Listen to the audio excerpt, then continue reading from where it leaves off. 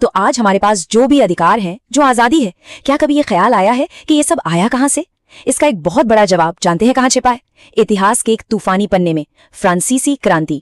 और देखिए, ये सिर्फ एक देश की कहानी नहीं है, ये तो उस आग की कहानी है जिसने सचमुच पूरी दुनिया को एक नई रोशनी दी। स्वतंत्रता, समानता और भ्रातृत्व, ये सिर्फ 3 शब्द नहीं हैं। समझिए, ये उस क्रांति के दिल की धड़कन थे, वो विचार जिनके लिए न जाने कितने लोगों ने अपनी जान तक दे दी। तो चलिए जरा समझते हैं कि इन शक्तिशाली विचारों की जड़ें आखिर थीं कहां और ये सब शुरू कैसे हुआ। तो चलिए समय में थोड़ा पीछे चलते हैं। साल था 1789 और जगह फ्रांस। उस वक्त ना फ्रांस की हवा में एक अजीब सा तनाव था, एक ऐसा गुस्सा जो सालों से अंदर ही अंदर सुलग रहा था। पेरिस की गलियों से लेकर दूर दराज के गांवों तक हर तरफ राजा लुई 16वें के खिलाफ जो असंतोष की आवाजें थीं, वो अब धीरे धीरे एक तूफान का रूप ले रही थीं। जरा कल्पना कीजिए एक ऐसी सिचुएशन की जहां सालों से अन्याय सहा जा रहा है, बच्चे भूखे सो रहे हैं और शासकों को इसकी कोई परवाह ही नहीं है। फ्रांस के आम लोगों के लिए ये कोई कहानी नहीं बल्कि रोज की हकीकत थी। और फिर आखिरकार उन्होंने तय किया, बस अब और नहीं झुकेंगे। उन्होंने खड़े होने का फैसला किया और बस यही फैसला वो चिंगारी बना जिसने फ्रांसीसी क्रांति की आग को भड़का दिया। हाँ, लेकिन देखिए, कोई भी क्रांति ना ऐसे ही रातों रात नहीं हो जाती। इसके पीछे सालों का दबा हुआ गुस्सा, बहुत गहरे कारण छिपे होते हैं। तो सवाल ये उठता है कि आखिर वो क्या वजहें थीं जिन्होंने फ्रांस को इस मोड़ पर लाकर खड़ा कर दिया था। इसको समझने के लिए उस समय के फ्रांसीसी समाज को देखना होगा। ये बिल्कुल एक एक्सरे जैसा है। समाज जो है वो 3 हिस्सों में बटा था जिन्हें एस्टेट्स कहते थे। अब इसको ऐसे समझिए कि एक नाव है जिसमें 3 लोग सवार हैं। 2 लोग तो बस आराम से बैठे हैं और तीसरा बेचारा अकेला ही चप्पू चलाए जा रहा है। बस यही थी फ्रांस की हकीकत। पादरी और रईस लोग यानी पहले 2 एस्टेट्स मजे से सारी सुविधाओं का लाभ उठा रहे थे, कोई टैक्स नहीं देते थे और सारा का सारा बोझ किस पर? आम जनता पर, यानी तीसरे एस्टेट पर। ये सिर्फ अन्याय नहीं था, ये तो एक विस्फोटक स्थिति थी जो बस फटने का इंतजार कर रही थी। और सिर्फ ये सामाजिक अन्याय ही नहीं था, इसके साथ साथ देश की आर्थिक हालत भी बिल्कुल तबाह हो रही थी। एक तरफ राजा और रानी अपने आलीशान वर्साई के महल में पार्टियां कर रहे थे और दूसरी तरफ देश का खजाना पूरी तरह खाली था। महंगी लड़ाइयों ने देश को कर्ज में डुबो दिया था। और इस पूरे संकट के बीच राजा लुई 16वां, वो तो एक ऐसा शासक था जो जैसे अपनी ही दुनिया में खोया हो। अपने प्रजा की चीखें उस तक पहुंच ही नहीं रही थी। लेकिन इसी निराशा और अंधेरे के बीच ज्ञान की एक नई रोशनी भी फैल रही थी। रूसो, वोल्टेयर, इन जैसे विचारकों की बातें, उनके शब्द अब लोगों के कानों तक पहुंच रहे थे।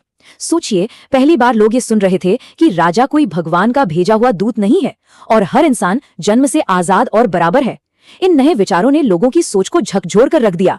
उन्हें ये यकीन दिलाया कि हाँ, एक बेहतर दुनिया बनाई जा सकती है।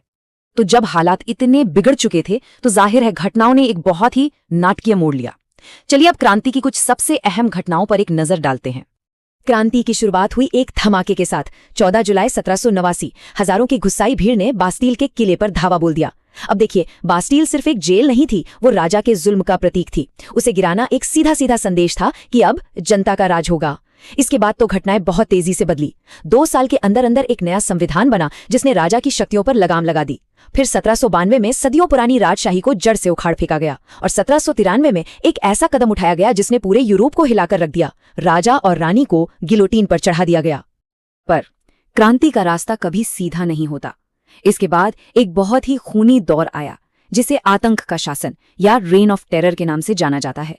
इसमें हजारों लोगों को सिर्फ शक की बिना पर क्रांति का दुश्मन बताकर मार दिया गया। और इसी उथल पुथल और अराजकता के बीच से एक नाम उभरा, एक सैन्य जनरल का, नेपोलियन बोनापार्ट। उसने मौके का फायदा उठाकर सत्ता पर कब्जा कर लिया और खुद को सम्राट घोषित कर दिया। कमाल की बात है ना, जिस क्रांति ने एक राजा को हटाया था उसी ने एक सम्राट को जन्म दे दिया। लेकिन हाँ, ये भी सच है कि नेपोलियन ने अपनी जीतों के साथ साथ क्रांति के इन विचारों को पूरे यूरोप में फैलाया भी। तो अब सवाल यह है कि इस सारे खून खराबे, इस पूरी उथल पुथल का नतीजा क्या निकला फ्रांस के लिए और पूरी दुनिया के लिए? इस क्रांति के मायने क्या थे? बदलाव को समझने के लिए ये तुलना बिल्कुल सही है। क्रांति से पहले क्या था? एक ऐसा राजा जो खुद को कानून से ऊपर समझता था, एक समाज जो जन्म के आधार पर बटा हुआ था। और क्रांति के बाद अब नागरिक थे जो अपने नेताओं को खुद चुनते थे, एक ऐसा देश जिसकी नींव अधिकारों पर रखी गई थी। ये सिर्फ कोई राजनीतिक बदलाव नहीं था, ये तो लोगों की सोच में आया एक भूकंप था। तो आखिर में बदला क्या? अगर एक शब्द में कहें तो सब कुछ। इसने फ्रांस से राजशाही को हमेशा हमेशा के लिए खत्म कर दिया, लोकतंत्र के बीज बो दिए और इसने स्वतंत्रता, समानता, भ्रातृत्व जैसे विचारों को एक ऐसे जिन की तरह बोतल से बाहर निकाल दिया जिसे कोई दोबारा कैद नहीं कर सकता था। लेकिन शायद सबसे बड़ा बदलाव जो हुआ वो लोगों के दिलों और दिमाग में हुआ। उन्हें पहली बार अपनी ताकत का एहसास हुआ। अब ये सवाल भी मन में आता है कि 200 साल से भी ज्यादा पुरानी इस घटना की बात हम आज क्यों कर रहे हैं? इसका आज के समय में क्या महत्व है? इसकी विरासत आज भी जिंदा क्यों है? इसका जवाब बहुत सीधा है, क्योंकि ये सिर्फ फ्रांस की जीत नहीं थी, ये पूरी मानवता की जीत थी। भारत के अपने स्वतंत्रता संग्राम से लेकर दुनिया भर के न जाने कितने आंदोलनों ने इसी फ्रांसीसी क्रांति से प्रेरणा ली। इसने हमें वो ढांचा दिया, वो ब्लूप्रिंट दिया जिस पर आज के कई लोकतंत्र खड़े हैं। और सबसे बढ़कर ये हमें एक ऐसा सबक सिखाती है जो कभी पुराना नहीं हो सकता, कि जब लोग एक साथ मिलकर खड़े हो जाते हैं तो उनके सामने बड़े से बड़ा सबसे शक्तिशाली शासक भी नहीं टिक सकता। ये जनता की शक्ति का, आवाम की ताकत का एक जिंदा सबूत है। तो इस पूरी चर्चा को हम एक सवाल के साथ खत्म करते हैं। आज के इस दौर में स्वतंत्रता, समानता और भ्रातृत्व, इन विचारों का क्या महत्व है? ये एक ऐसा सवाल है जिस पर हम सभी को सोचने की जरूरत है।